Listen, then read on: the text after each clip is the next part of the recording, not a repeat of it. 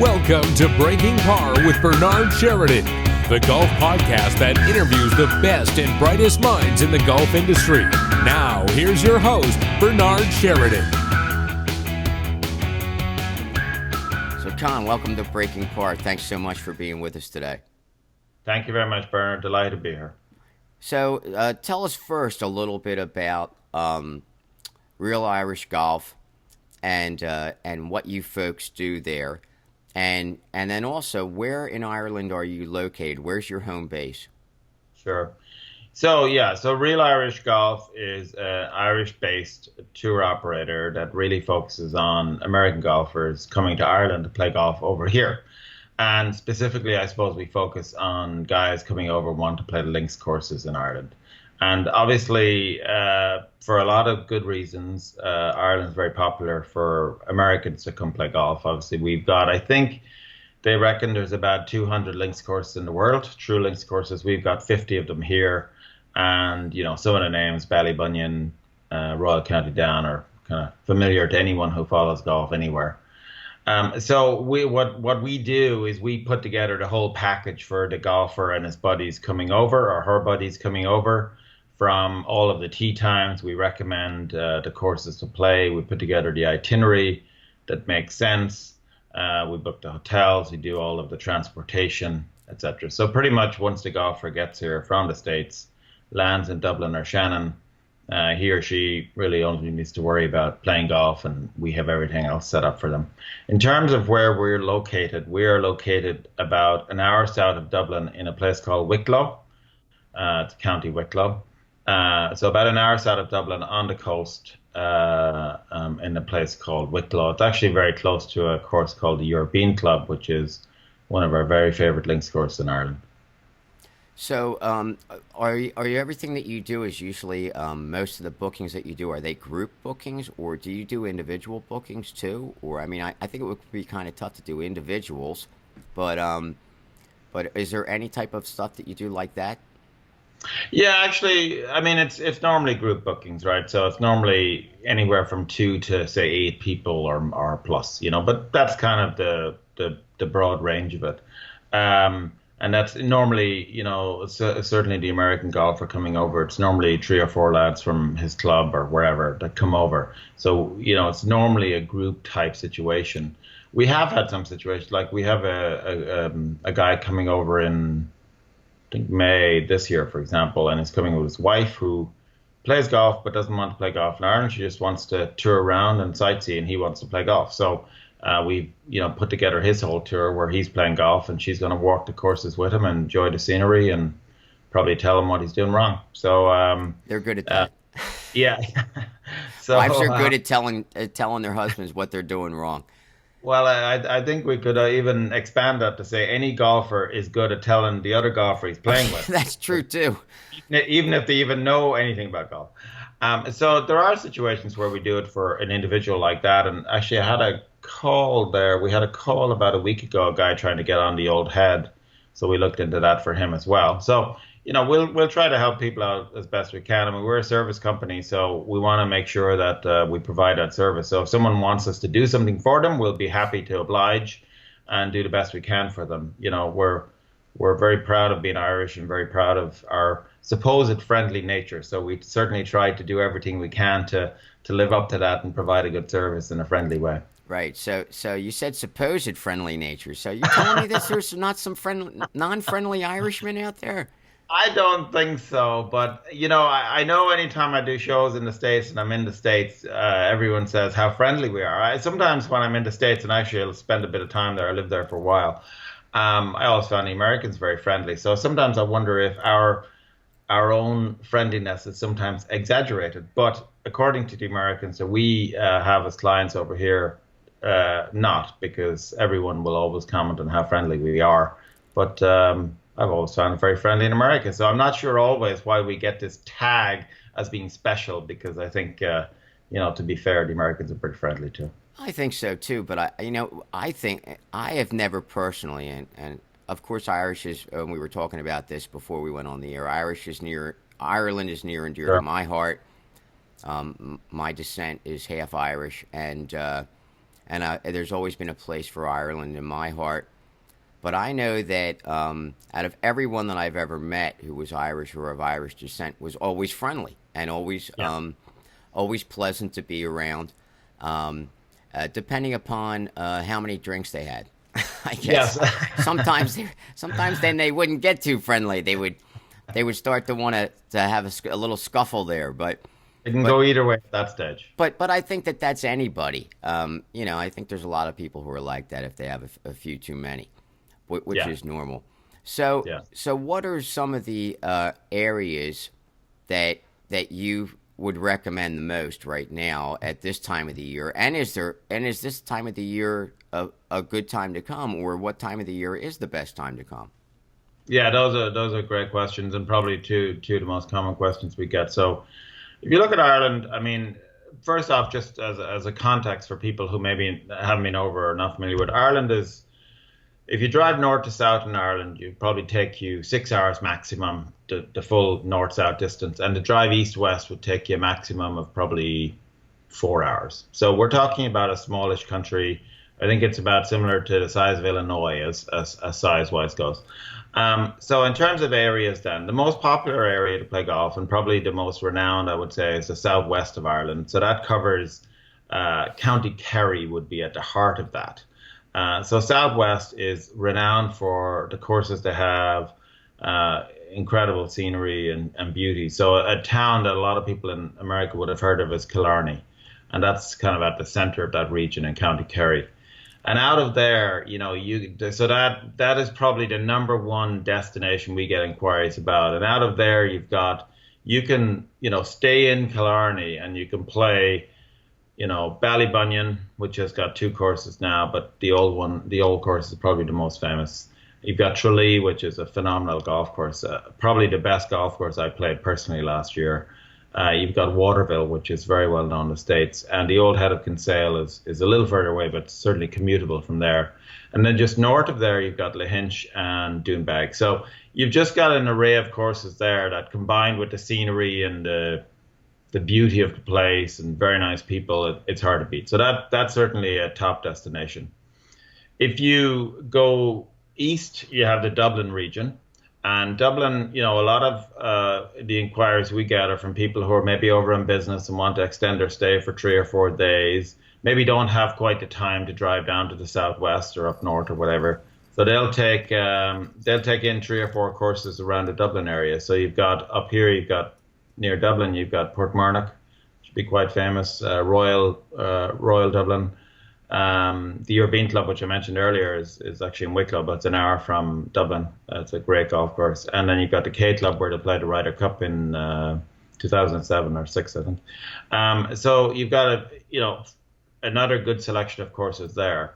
And then, continuing on the regions, if you go to the north, so you're in Northern Ireland, you've got Royal County Down, which was ranked the #1 course in the world by Golf Digest in 2016. Very, very popular for obvious reasons. And then north of there, you've got Royal Portrush, where the British Open is being played in 2019. So that's becoming very popular for people coming over. They want to play Royal Portrush in advance of the Open in 2019. And actually this year, the Irish Open, so the European Tour event, the Irish Open, has been played at a course called Portstewart up in Northern Ireland.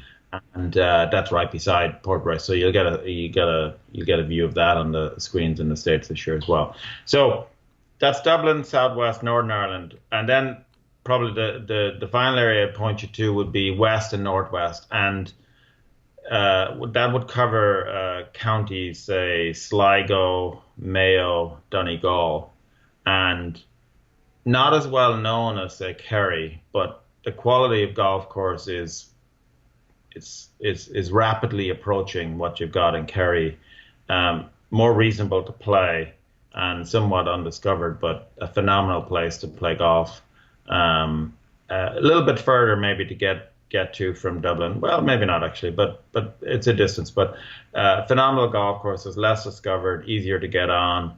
And in many ways, maybe what Kerry and Killarney in the southwest was 20 years ago before it became really discovered, So those would be the regions. And again, all of those are mainly around the coast because obviously by definition, these links courses are on the coast. Sure. In terms of time of year to come, the golf season, I would say, really is kind of April to October here. Now, some of us are foolish enough to try play in January, but really the golf season is April to October. Which, if you're based in Florida, of course, maybe you want to get out of the heat and Sure. April to October is actually our rainy season here, Yeah, and yeah, it gets pretty warm. yeah, I mean, it's probably on average about 94 to 95 degrees, with about 70 to 80% humidity. So it feels like it's about 110 by the yeah. time I want to say by about 11 o'clock in the morning till Okay, around between 3 and 5 it rains every day, okay, and not like for 2 hours. It'll rain for 20 to 25 minutes in yeah, that time frame, and it'll pour like crazy, yeah, and then it'll be over, and then it cools down a little bit. So there's a lot of people who will play in the evenings, because the sun is up a lot longer in the summer, and yeah. and it, but really here, our season is January to April is really Okay, the best time to play golf here. December is too, but not as many people are here in December because of Christmas and okay, things like that. Most people in the States like to be around, have snow on Christmas and things like right. that. So they'd rather be up north for Christmas and then come back down right after Christmas. Yeah. Yeah, so I would say April to October here. So obviously the good news is we're coming into that pretty soon. Temperature wise, I would say you're looking at you're looking in the realm of normal. Obviously it'll increase in July, August, but if you take April to October, what you should be expecting is somewhere between 55 and 75. Is kind of what the norms would be. Obviously, in July and August, you're more likely to be up closer to 70, 75. April, maybe down around the low 50s. But it's actually quite pleasant to play golf. Now, obviously, we do get a fair bit of rain here. That's unpredictable. Sure. So away you go and take your chances. July, August are certainly the busiest times for us in terms of people coming over to play golf here. There's certain courses even at this stage. Royal County Down being one was very difficult to get on at this stage for this year. Really good time to come actually is late May, early June because what you have here is it's bright in summertime at that time of year, coming into that time of year till about 10 p.m. So you can tee off at 5 p.m. and get your 18 holes in. So if you wanted to, and some people do this, they'll take a day of sightseeing, maybe for most of the day, and then they'll decide we'll play golf in the evening. And you can tee off, as I say, at 5 o'clock and be comfortably done by 10 and have your full round in and walking off at 10 o'clock and still a bit bright. Right, and then hit the 19th hole and relax in a pub for the rest of the evening, and it sounds like a great time. We've got a couple of those pubs over here, yeah. Yeah, a few of them. So do you involve? Because I know for me, and I've always talked about going there, and I definitely have to get there, and I always am trying to get the guys that I work with say, look, let's organize a trip to Ireland and do a golf and pub tour. Do you organize things like that too? Where there's Yeah, like a so pub like tour, so you can say, okay, here's the golf course you're going to be playing at, and here's all the pubs that we recommend that you can go to in that area.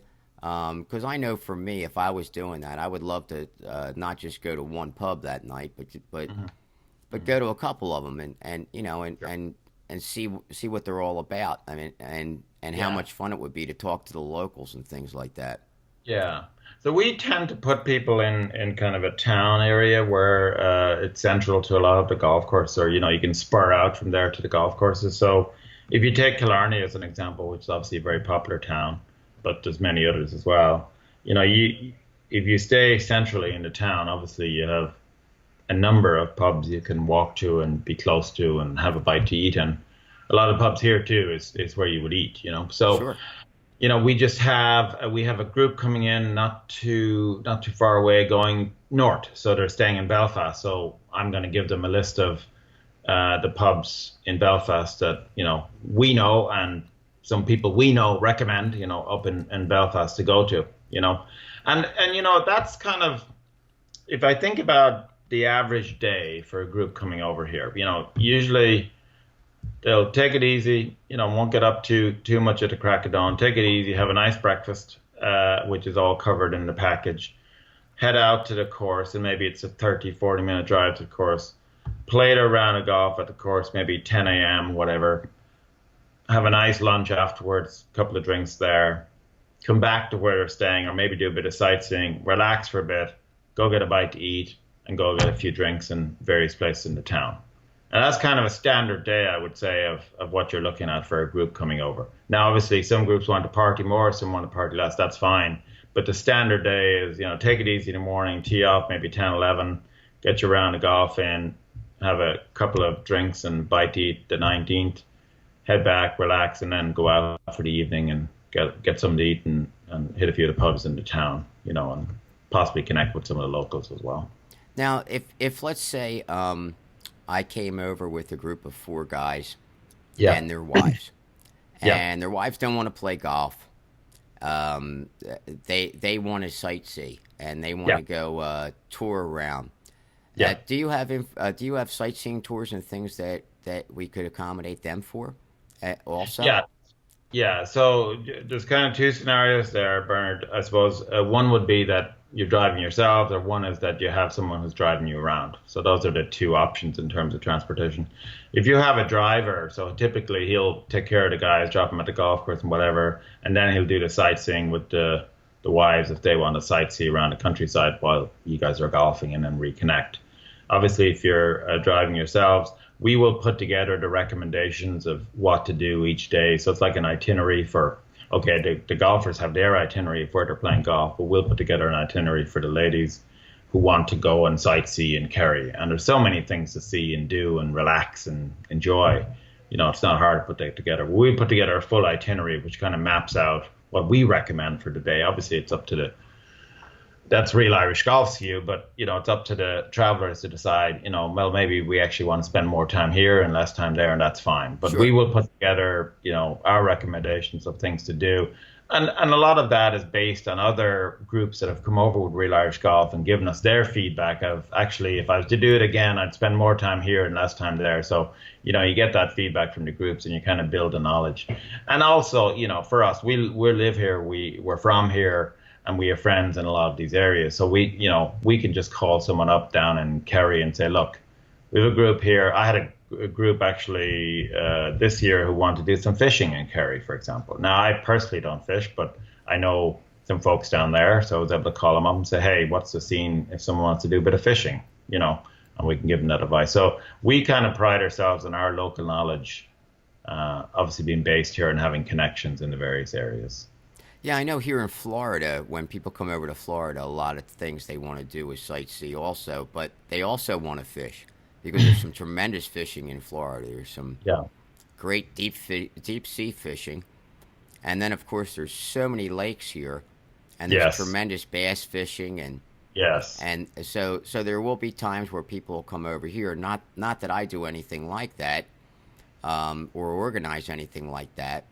But I know just from being here, because I've only been in Florida for about 17 months now, but just from being here and talking to people who come down here, a lot of these people who I'm touching base with because I'm giving them golf lessons, they're also asking, where are good fishing holes, where can we go? And now I'm starting to find out those places and so that I can recommend those to them. Yeah, exactly. Yeah. So, I mean, look, it's invaluable if you can give people some local knowledge as opposed to them just surfing the internet trying to find, we're interested in horse racing. Where should I go? We can tell them that kind of stuff, as opposed to having to rely on the internet. So we try to, and we do try to focus in on, and not, this also includes golf. We try to come up with some local gems for people to play, not just the stuff that everyone knows. So, if I take Kerry, we've talked about that. There's a course down there called Duke's Golf Club, which is a fantastic golf club that I suspect a lot of people drive by and don't play it. Likewise with restaurants and bars, we try to give people recommendations that local people like, not just what you're going to find on the brochures from the tourist companies or the bigger tourist companies. We really try to customize the experience so you get a proper Irish experience, almost as viewed by the locals, you know. Right, which to me would be the ideal. Yeah. Because if you're in Ireland, there's probably so many little niches that you can get to, or little courses that are like local secrets almost that Yeah. the average person doesn't know, Yeah. and you could really probably see some incredible, beautiful places that otherwise, just because it's not known, you would miss. There's a great That's book, really actually. nice. I recommend a book to you and anyone watching, called A Course Called Ireland, by Tom Coyne. And that's a great book where he does actually play a lot of the kind of hidden gems as well, and not just the name courses. Now, it's a great read outside of that, but actually it's one that you'll certainly learn a bit about some of the hidden gems around the country, as opposed to just all of the top courses, you know. And that's great, because that's always one of the questions that we close with, and we're not ready to close yet, of course, but we always ask, what book would you recommend to the viewers and the listeners, that you feel would be best for them to read if they were, and in this case, if they were going to go to Ireland before they come.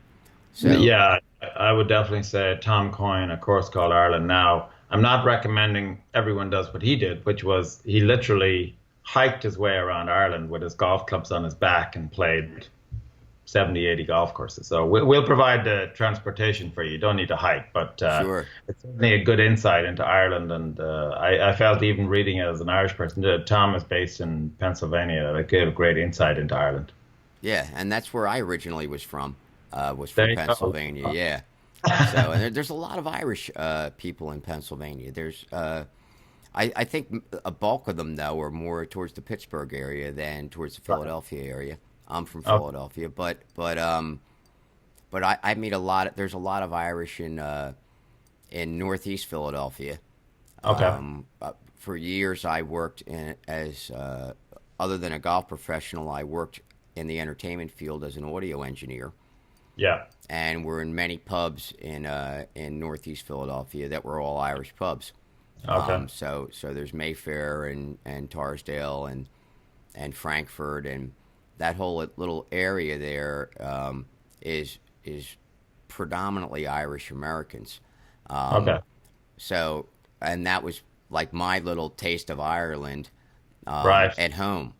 Right. Because I would talk to a lot of them. They would say, yeah, it's a little bit like, where we were from and this and that. So, I mean, and a lot of them were first generation, that All came right. over. Yeah. Even though they were younger, a good Yeah. amount of them were.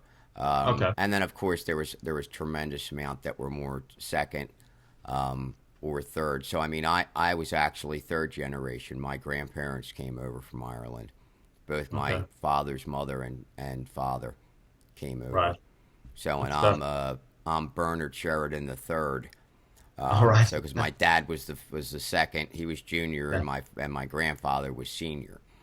All right. Okay. Yeah. So there's that. But I cut that. I named my son Dylan instead. All right. Okay. To cut the Bernard thing, so because I thought there's enough, we had enough Bernards. Both of those are both my grandfather and father have passed away now, but and I'm the only Bernard. But I didn't want every time my wife would say Bernie for both of for both my son and me to be looking what, so I called him Dylan.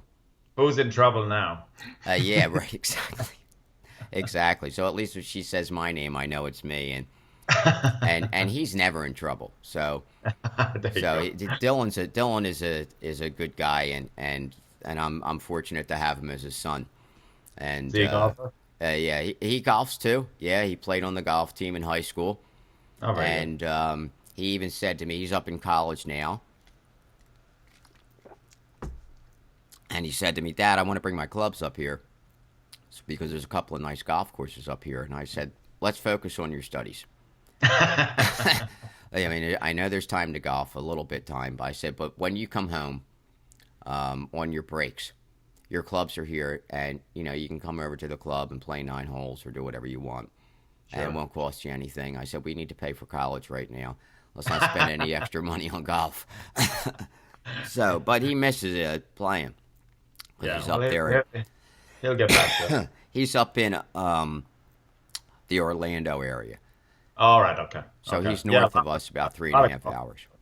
A lot of golf courses up there. A lot of golf up there too. Yeah. Bay Hill, all different kinds of courses. I played the Celebration course many years ago. Yes. Long time ago. Yep. So, as we wind up here, because we're kind of reaching the end of our segment, give me a few idea of if we have a foursome and we want to come over for a week, what would be the average cost if we want to play golf? Let's say, out of that week, play 4 rounds of golf, go to a few pubs, stay in a nice hotel. Yeah. And not worry about, including the food prices or things like that. But what would be the average cost per person? Sure. And do you also have programs that include food in that? Yeah. Very good question. Yeah. So on our website, www.realirishgolf.com, we have some packages that are already pre-built. Now, these packages are usually a 1-week package, and will cover usually 7 nights hotel accommodation, 6 rounds of golf is typically the package, and then it covers 3 evening meals as well, plus transportation. Okay, transportation being 2 options: either rent a car to self-drive, as we call it, or we can organize a driver for you as well. So I would say if you look on our website, realirishgolf.com, you'll see that the packages probably range anywhere from $2,000 for what I've just described up to $3,000. One of the big differentiators, whether you have a driver or not, that's a bit more expensive, obviously. So that $2,000 to $3,000, and you can, I mentioned Donegal earlier, which is Northwest. We have a tour on our website called Rory Recommends, and it's all the courses up in Northwest, up in Donegal, and that comes in about $2,000 again, because the quality golf is every bit as good as any of the others, but it's not as trafficked, it's not as well known, so you can get a better deal on the green fees up there. So that will cover all of your golf, all of your accommodation, transportation, and 3 evening meals. Now, what we'll typically get is people will say, well, look, as you just mentioned, I don't know if we want to play 6 rounds of golf. Maybe we just want to do 4 rounds of golf. So we'll customize it then and adjust it to needs of the group. But I think that does not include the flights. We don't do the flights. Sure. And it also actually, just in terms of food, it includes breakfast every morning. So most of the hotels have a very good breakfast, a good Irish breakfast to get you going, get you through the links. So it's about $2,000 plus for green fees, accommodation, 3 evening meals, your breakfast, and transportation for the week. So I think that's pretty good deal. Actually, it's a good time to be coming from the American perspective, because right now the dollar is quite strong against the euro. So I think at the moment it's $1.10 to the euro, whereas if you go back about 3 years ago, it was about, you needed $1.40 for a euro. So it's got about 15-20% cheaper just because of the exchange rate movement over the last few years. Sure. So I think that's a big positive for Americans coming over this time as well. That's great. Well, look, thanks so much for all the information, and I'm sure that many of our listeners are going to take your advice and go to that website and look up the information and be in touch with you, and hopefully within the next couple of years they'll get over there. It's some of the best golf in the world from what I've been told, and unfortunately I've never been there, and I definitely want to get there myself, but I know that some of the greatest golf in the world is over in Ireland, and of course the scenery is gorgeous, and it's such a beautiful, beautiful place to be. Yeah, well, thanks very much first off, Bernard, for having me on. I think, I will pretty much guarantee anyone coming over here for a week of golf, they will leave with saying that was one of the greatest trips they've ever taken. We have a lot more information on our website on realirishgolf.com. And we also have a 1-800 number for American guests who want to call us, 1-800-364-9614. And we'd be happy to address any questions, provide more information, etc. But we'd love to see many more of you coming over. Great. Well, it was an absolute pleasure having you on. And what we always say in parting is do your best to keep it in the short grass. Not easy in some of these lengths. Thanks, Bernard. All right. Take care. Bye-bye. You've been listening to Breaking Par with your host, Bernard Sheridan. Follow us on Twitter @BreakingPar and on Facebook @Par Breakers Golf Academy. Until next week, try to keep it on the short grass.